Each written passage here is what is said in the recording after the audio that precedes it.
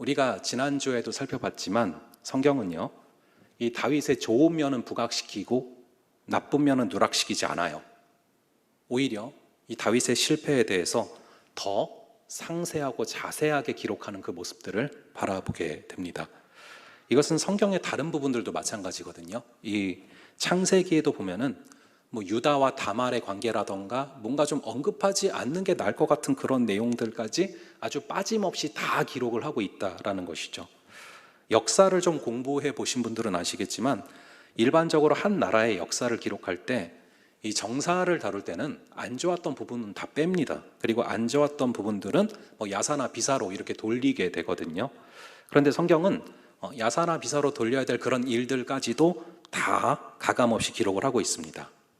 왜 성경은 이런 부분들에 대해서 오히려 더 예민하게, 그리고 또 오히려 더 정확하게 더 장대한 분량으로 기록을 하고 있을까요?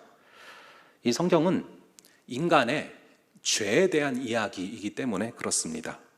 인간의 죄 문제를 인간이 해결할 수 없다라는 것이 성경을 관통하는 그런 메시지예요. 인간의 죄는 오직 하나님만 해결하실 수가 있다라는 것이죠. 이것을 드러내기 위해서 인간의 죄에 대해서 아주 상세하고 자세하게 기록을 하고 있는 것입니다. 그래서 다윗과 밧세바 사건도 자세히 기록이 됐던 거고, 같은 맥락에서 오늘 이런 사건도 상세하게 기록이 되고 있는 것입니다. 우리 한번 1절의 말씀을 같이 한번 읽어볼게요. 오늘 본문 1절의 말씀을 한번 함께 읽어보겠습니다. 시작. 그 후에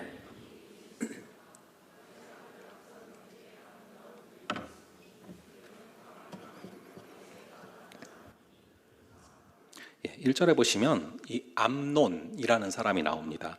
이 암논은 다윗의 첫 번째 아들입니다. 첫째니까 장자 계승권으로 따져보면은 특별한 이변이 만약 없었다면 이 암논이 당연히 왕위를 이어받을 그런 계승자인데요. 그런데 암논이 이복 누이인 이 다말을 범하는 그런 사건이 벌어졌고요. 그 사건으로 말미암아 이 다윗의 집안은 폭풍 속으로 빠져들게 됩니다. 여기서 우리가 알 수 있는 게 하나 있는데, 다윗은 굉장히 훌륭한 왕이었지만 적어도 훌륭한 가장은 아니었다라는 것입니다.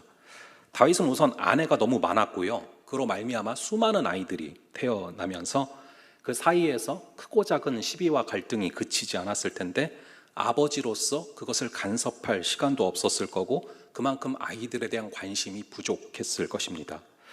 이 사무엘 하랑 그리고 역대상을 쭉 종합을 해보면 다윗의 아내 중에서 적어도 성경에 기록된 이름만 9명이 나옵니다. 그리고 아들도 그 이상 더 있어요. 근데 성경에 기록된 것만 9명이고 아들도 성경에 기록된 이름만 총 19명이 나오고 있습니다. 그 중에 이제 암논은 첫째 아들입니다. 근데 아히노암이라는 여인의 아들이에요. 그래서 제가 이게 여러분들이 좀 헷갈릴 것 같아서 표를 좀 가져와, 표는 아니지만 이렇게 좀 정리를 해놨거든요. 그래서 이제 암논은 아히노암이라는 여인의 아들이고, 둘째 이름이 다니엘입니다. 이 다니엘은 아비가일이라는 여인의 아들이에요. 그러니까 지금 애들이 아빠는 다윗이지만 엄마는 다 다르다라고 생각을 하시면 되는 거예요. 근데 이 아비가일이라는 여인이 우리가 사무엘 상에서도 한번 살펴봤지만 굉장히 지혜로운 여인 아닙니까? 그래서 이 어머니의 지혜로운 처신 때문인지 둘째는 이 권력 다툼에서 빠져있는 그 모습을 보게 됩니다. 그리고 이제 셋째 아들이 바로 압살롬인데 그수랑 달메의 딸 마아가의 아들입니다. 그리고 오늘 1절에도 나왔지만 이 압살롬이 바로 이 다말의 친오빠인 거예요.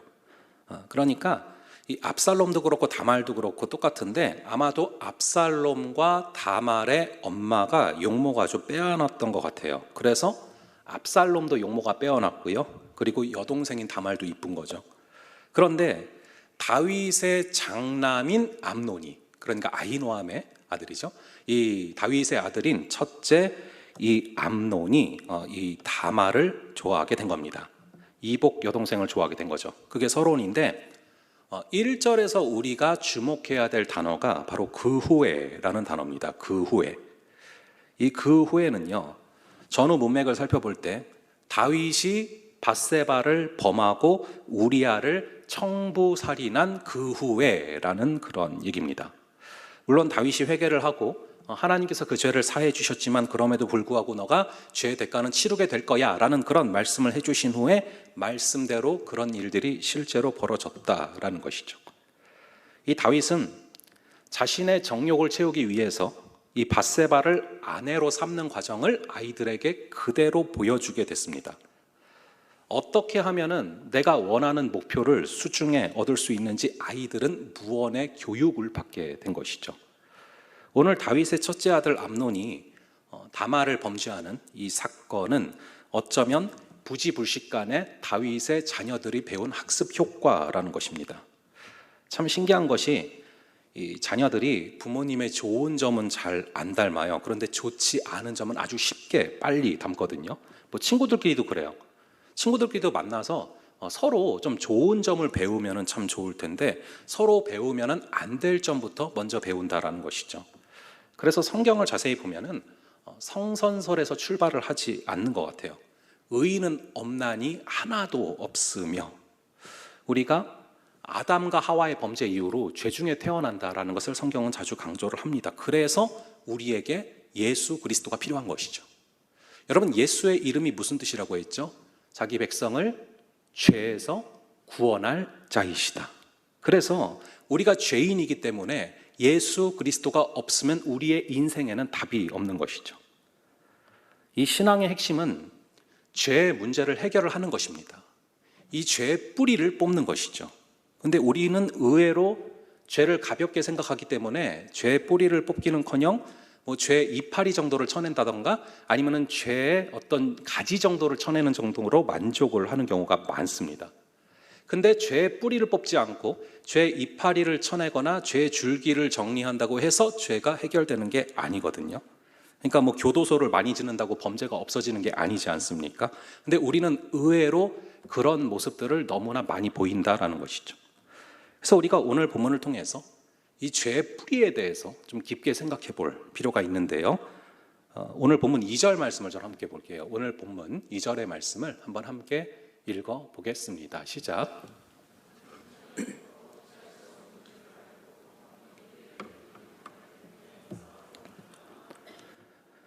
암논은 다윗의 큰 아들인데 이복 여동생인 다말을 좋아하게 된 건데, 그래서 그 과정에서 소위 상사병이 생겼다라는 것입니다. 여러분, 혹시 상사병이 뭔지 아십니까? 이전에 영화나 드라마 같은 데서 꽤 많이 나왔던 소재인데, 마음에 누구를 두고 누구를 사랑하는데 몹시 그리워하다가 생기는 그런 마음의 병입니다. 여러분, 혹시 여러분들 가운데 이 상사병을 알아보신 분이 계십니까? 하루 종일 그 사람을 생각하면서 아무것도 못하게 되는 거예요. 식욕도 떨어지고, 식욕이 떨어져요. 그리고 얼굴도 창백해지고 이렇게 파리해져 갔다. 오늘 본문에 써져 있지 않습니까?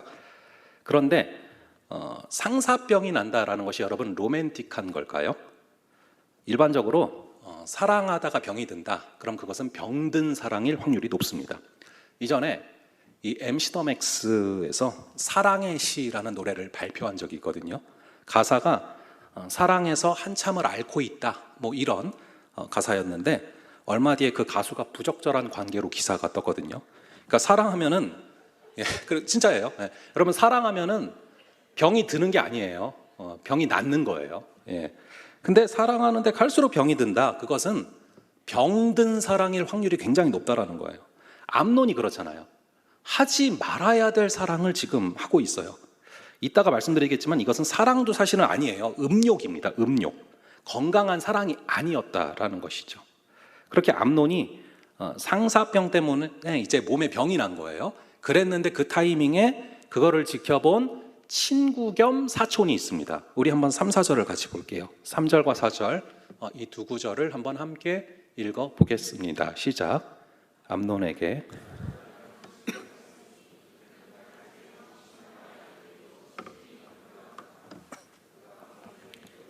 왕자여, 당신은 어찌하여 나날 이렇게 파리하여 가느냐?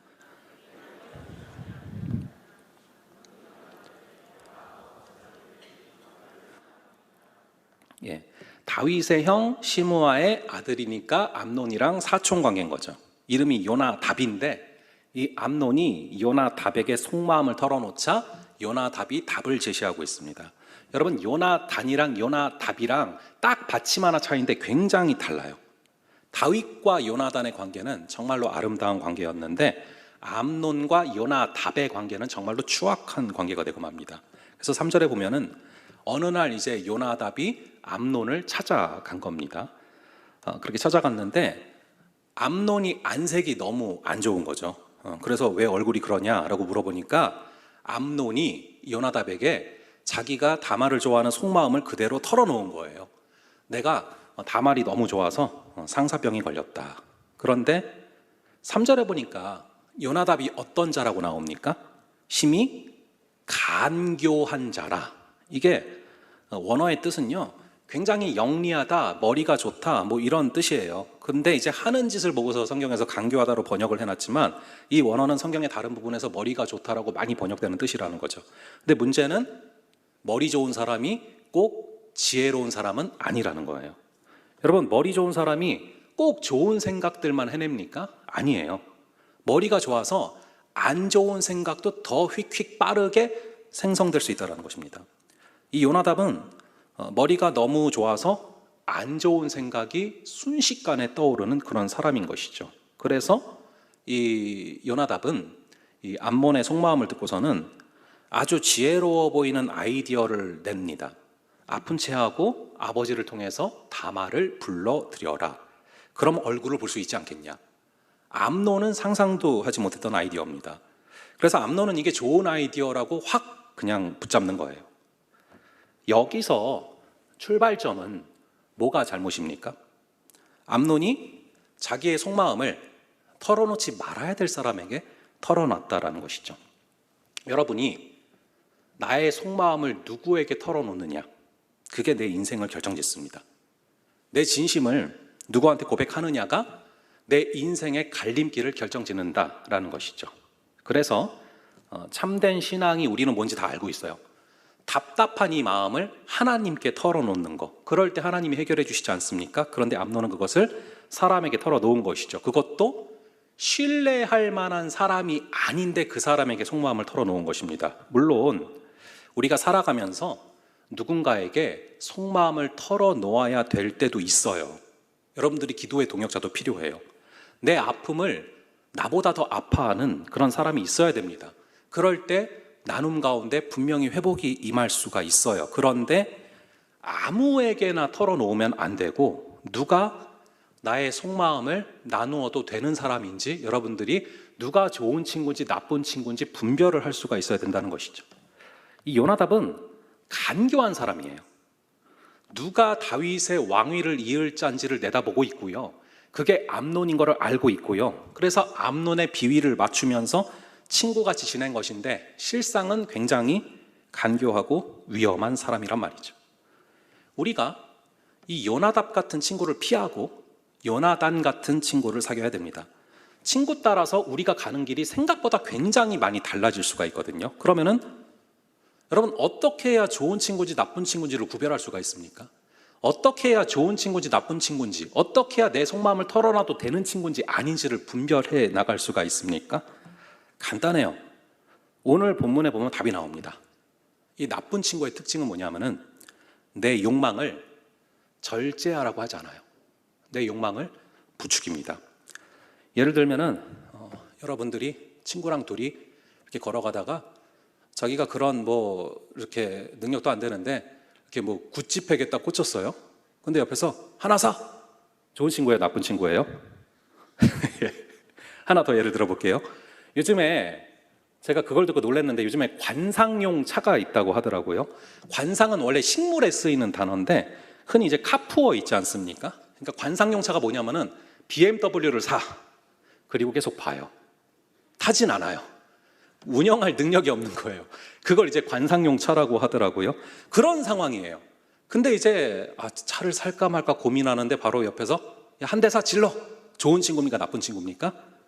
예, 나쁜 친구라는 거예요. 욕망을 부추기는 거예요. 그리고 나쁜 친구의 둘째 특징은 이것을 이룰 꾀를 가르쳐주고 그리고 아이디어까지 제공을 합니다.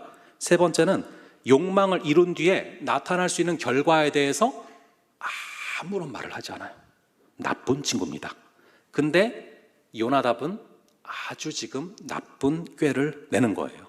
그리고 암몬은 그걸 시키는 대로 다 합니다. 우리 한번 6, 7절을 볼게요. 6절과 7절 오늘 본문의 두 구절을 한번 함께 읽어보겠습니다. 시작. 암논이 곧 누워 병든 채 하다가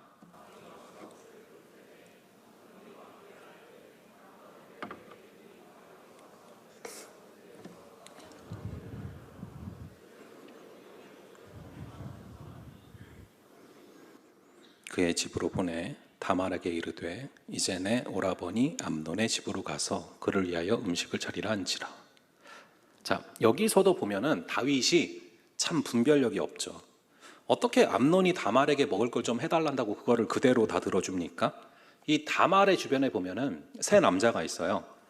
이 암논이라는 정욕에 불타는 남자가 있고, 압살롬이라는 친오빠가 있고, 그리고 다윗이라는 아버지가 있어요. 근데 그 누구도 이 다말의 어려움을 해결해 주지를 못합니다. 그래서 뒤에서도 우리가 보면 쭉 나오지만 이 다말이 겪는 평생의 수치를 아무도 해결을 해주지를 못해요. 이게 바로 다윗의 집안의 현실입니다. 이 암논이 죄를 지었을 때 이후의 장들을 쭉 읽어보시면 다윗이 어떤 노력을 기울이고 있습니까? 전혀 노력을 기울이는 게 없어요. 이 큰 사건이 벌어졌는데 화를 그냥 한 번 내고 끝나요. 어떤 행동도 취했다는 내용이 나오질 않습니다. 아버지로서 그는 집안에 벌어진 이 죄악의 문제를 어떻게 처리했어야 됐을까? 이게 사실은 우리 모두에게 던지는 질문이에요.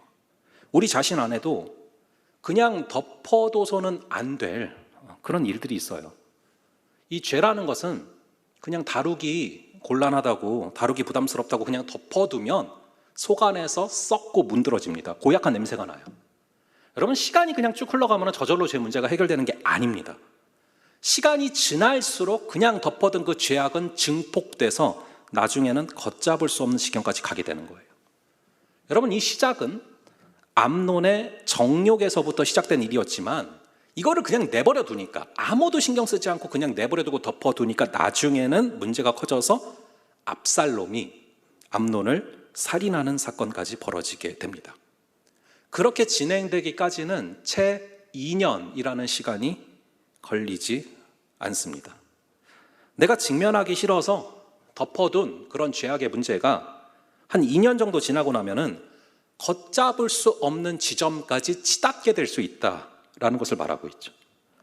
이 다윗은 이 밧세바와의 사건에서 태어난 첫째 아이가 앓기 시작을 했을 때 일주일 동안 금식하면서 기도를 했어요. 그리고는 다시 믿음의 자리로 나가서 예배를 회복을 합니다. 다윗은 이 밧세바 사건에서는 그렇게 하나님께 간절히 매달렸었는데 암논 사건에 대해서는 왜 그런 태도를 보이지 않았을까요? 우리 힘으로 도저히 해결할 수 없는 죄악의 문제와 마주치게 됐을 때 우리는 엎드리고 간구하고 죄와 피 흘리기까지 싸우면서 간구해야 돼요. 그랬다면 암논이 다시 돌아왔을지 누가 압니까? 오늘 본문을 통해서 우리의 죄악에 대처하는 우리의 자세에 대해서 주님께서는 준엄하게 묻고 계시다라는 것을 믿습니다. 그리고 그 죄를 우리가 직면하기 싫다는 이유로 덮어뒀을 때 어떤 처참한 결과가 나타나는지를 자세하게 말씀해주고 계시는 것이죠. 결국 암논이 해달라는 대로 음식을 해가지고 들어갔더니 암논이 사람들을 다 내보내고 단둘이 남게 된 이 상황에서 수치스러운 일을 저지른 거죠. 그리고 나서 이 내러티브가 어떻게 전개가 돼버리느냐, 우리 15절을 한번 볼게요. 우리 15절의 말씀, 그 사건이 벌어지고 나서 갑자기 어떻게 전개되느냐, 우리 15절의 말씀을 한번 함께 읽어보겠습니다. 시작.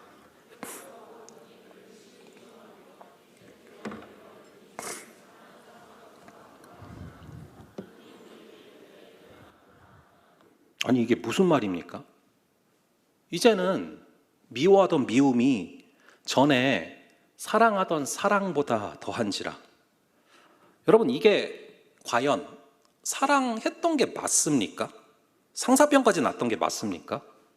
그런데 어떻게 이렇게 수치를 적게 해놓고 바로 순식간에 사랑이 미움이 됩니까? 이건 사랑한 게 아니죠. 사실상 사랑한 게 아니죠. 이 사건은 워낙 짧은 순간에 사랑이 미움으로 변한 건데요.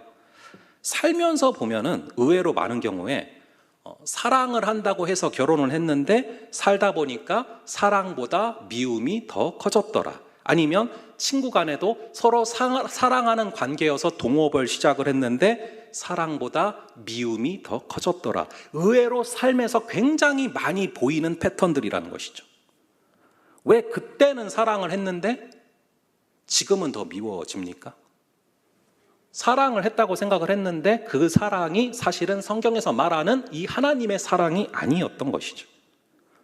누이를 사랑하기 때문에 누이를 수치스럽게 만들 수가 있습니까?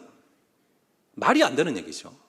여러분, 사랑하면은 상대방을 수치스럽게 만들지 않습니다. 사랑을 하면은 내가 대신 수치를 겪는 거예요. 사랑하면은 내가 대신 그 수치를 감당하게 되는 것입니다. 자녀들이 잘못하면은 부모가 대신 변상도 하고 대신 죄송하다고 빌기도 하고 대신 수치를 겪게 되죠. 사랑하기 때문에 그런 거예요. 여러분, 예수님이 왜 십자가 상에서 그 수치를 감당하셨습니까? 사랑하니까요. 여기서 우리가 확인할 수 있는 핵심이 뭔지 아십니까? 사랑은 이기적인 게 아니라 이타적이다라는 것입니다. 이기적이면 사랑한다는 이유로 상대방에게 수치를 주게 돼 있고요. 이타적일 때 내가 대신 그 수치를 감당하게 된다라는 것입니다. 오늘날 이 시대 가운데 사단이 굉장히 강력하게 휘두르는 무기가 있습니다. 바로 정욕이랑 음란이라는 단어입니다. 정신을 똑바로 차리지 않으면 순식간에 사단의 밥이 될 수 있도록 공격하고 있고 순식간에 무너질 수가 있습니다. 여러분, 이 성령의 열매를 다루는 갈라디아서 5장 22절과 23절에 보면은 성령의 9가지 열매들이 쭉 나와요. 그런데 바로 그 위에 카테고리를 가면은 육체의 일들이 쭉 기록이 됩니다. 그런데 그렇게 이제 육체의 일이 기록이 되고 그 다음에 성령의 열매가 나오는 거예요. 근데 성령의 열매 9가지 여러분 다 아시지 않습니까? 사랑, 희락, 화평, 오래 참음, 자비, 양선, 충성, 온유, 절제. 그 성령의 9가지 열매 중에서 가장 첫 번째 게 뭐였죠? 사랑이었어요. 근데 그 바로 위에 카테고리에 나오는 육체의 일 중에 가장 첫 번째 카테고리에 나오는 게 뭔지 아십니까? 제일 첫 번째 게 바로 음욕이에요. 제일 첫 번째 대조적으로 나오고 있단 말이에요. 그게 무슨 얘기냐? 여러분, 사랑의 반대말이 뭡니까? 음욕이에요. 음욕의 반대말이 뭡니까? 사랑이에요. 그걸 지금 이 성경은 정확하게 이야기하고 있는 것입니다. 제가 지난주부터 우리가 좀 평소에 묻어두고 싶은 그런 죄악의 이야기들을 좀 많이 하게 되는데요. 제가 여러분들에게 1월 초에 말씀을 드렸던 것처럼 저는 이 얘기를 누구 들으라고 하는 얘기가 아니에요. 이 생명의 삶 큐티를 하면서 쭉 그 순서대로 거기에 나오는 말씀들을 전하고 있는 것입니다. 분명히 우리에게 하셔야 될 말씀이고 우리가 반드시 새겨야 되는 말씀인 걸 아니까 저도 다루기 곤란할 때도 있지만 그대로 전하는 거예요. 좀 쓰고 아플지라도 우리의 영혼이 말씀을 들으면서 죄악에서 건져지는 역사가 있기를 간절히 바라는데요. 다시 말씀드리면 사랑의 반대말은 음욕이고 음욕의 반대말은 사랑입니다. 제가 이전에 학교에서 들었던 수업 중에 이 폴 스티븐슨 교수님의 Taking Your Soul to Work라는 그런 수업이 있었어요. 거기서도 교수님은 이 성령의 9가지 열매를 대조해서 이제 우리의 죄악들을 9가지로 제시를 하는데 우리의 죄악 중에서 하나로 음욕을 제시하고 있고요.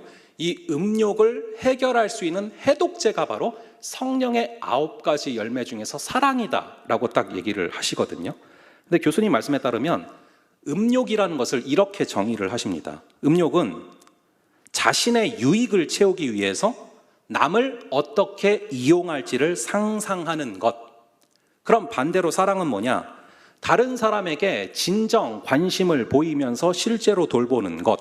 결국 핵심은 이 음욕은 이기적인 거라는 거예요.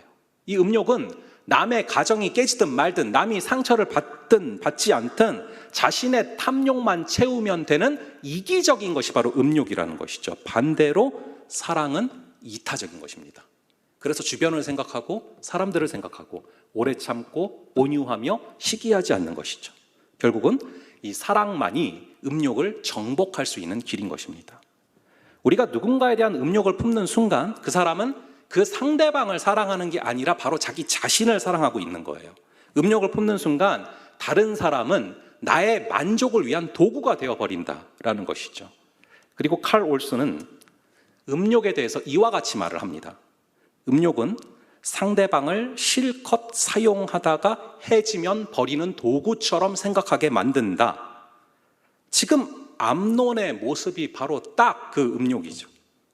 사랑을 한다면서 상대방에게 수치를 주더니 곧장 꼴도 보기 싫다면서 사랑보다 미움이 더 커졌대요. 이게 제 정신입니까? 결국에 다말은 대성통곡하면서 쫓겨납니다. 이 여인의 고통은 지금 이 시대에도 되풀이되고 있는 그런 고통인데요. 이 고통이 무엇에서부터 시작이 됐습니까? 바로 아버지의 교육으로부터 시작이 된 거죠. 이 아버지가 가정의 제사장인데 이 제사장이 하나 잘못 세워지면 온 집안이 고통 가운데 신음하게 되는 것이죠. 어떻게 보면 다윗은 이 밧세바를 통해서 정욕을 채우기만 했지 책임을 어떻게 질지 모르는 미숙한 부분이 컸던 것입니다.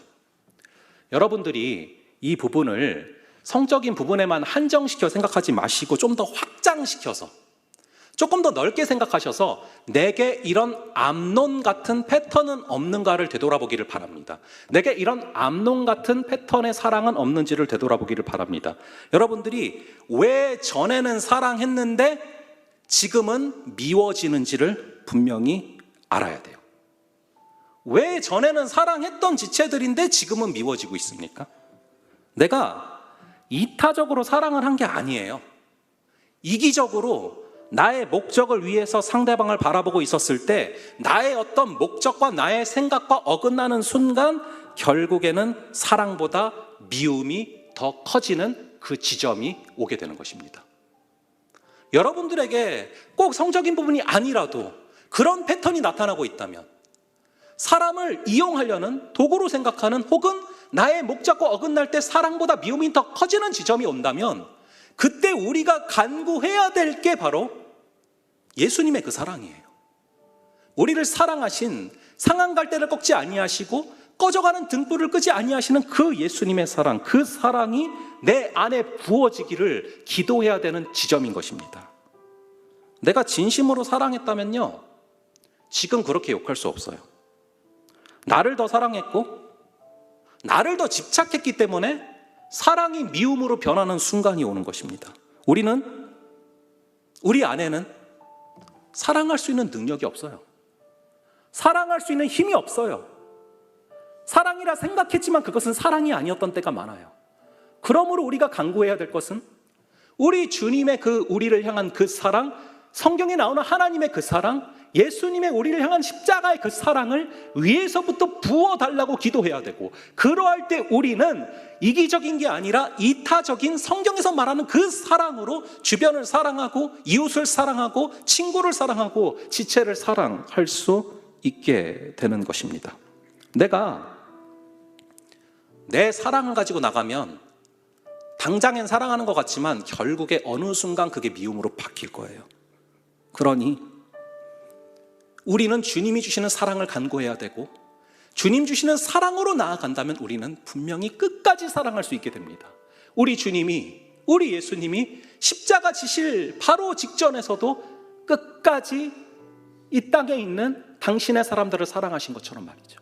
우리 함께 이 시간 좀 우리 하나님께서 그러한 사랑을 우리에게 부어달라고, 주님의 그 사랑을 부어주셔서 우리가 사랑이 미움으로 변하는 것이 아니라 우리가 끝까지 사랑할 수 있는 그런 사람이 되게 하여 달라고 우리 함께 좀 간구하는 마음으로 그 사랑 우리 함께 좀 찬양하고 나아가겠습니다.